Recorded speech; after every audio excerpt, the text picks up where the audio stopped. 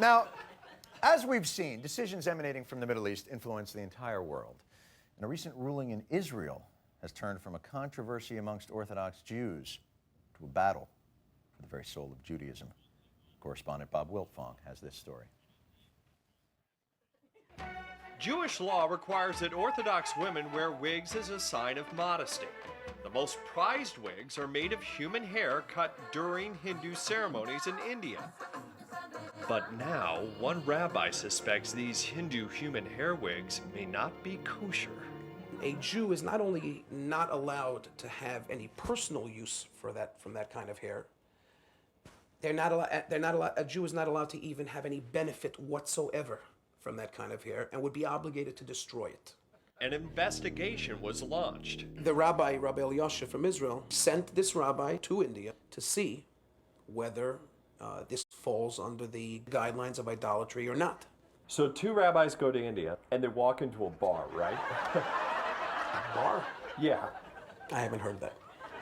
Some rabbis, however, believe the entire wig ban controversy is mashugana. I was aghast. I said, oh, not again from these people. They're going to represent the Jewish people as a bunch of idiots and fanatics to the world. Scratch that word idiot. We spoke to another rabbi, and he said, and I quote, How do you respond? Maybe he should do a little more learning of what he became a rabbi for, and then maybe he'll realize that it's not so He said, It's probably a tempest in a teapot. Covering the hair can be carried out in a different way. You can wear a hat. You can wear what's called a snood. You can wear a kerchief. What's a snood? Many of the women in the Orthodox community, instead of wearing wigs, cover their head with a snood. Thank you, Rabbi. Apparently, Orthodox women can either wear a wig or snood. Nevertheless, Indian hair wigs remain a problem.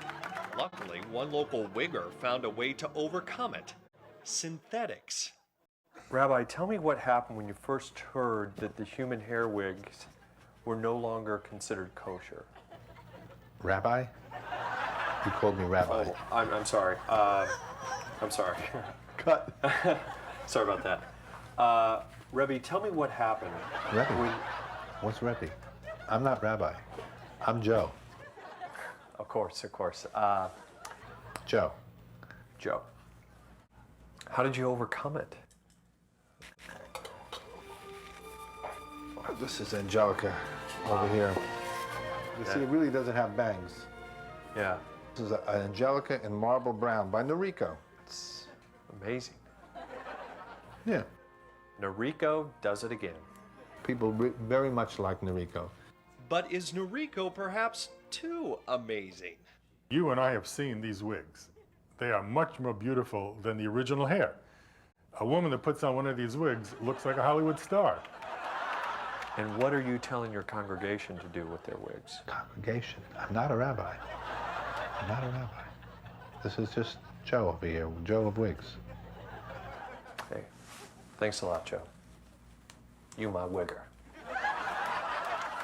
With both sides unable to agree, maybe a higher authority is needed. Rabbi, I'm sure you've asked yourself a million times since this all went down is, what would Jesus do?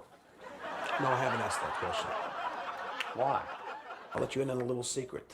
There have been other cases in Jewish history where Jewish people have miraculously risen from the dead. So, to us Jews, rising from the dead doesn't make one a god. No big deal. No big deal.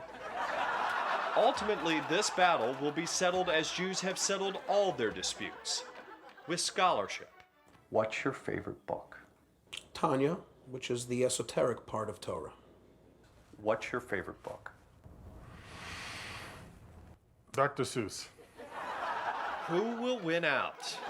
Perhaps only the snood knows.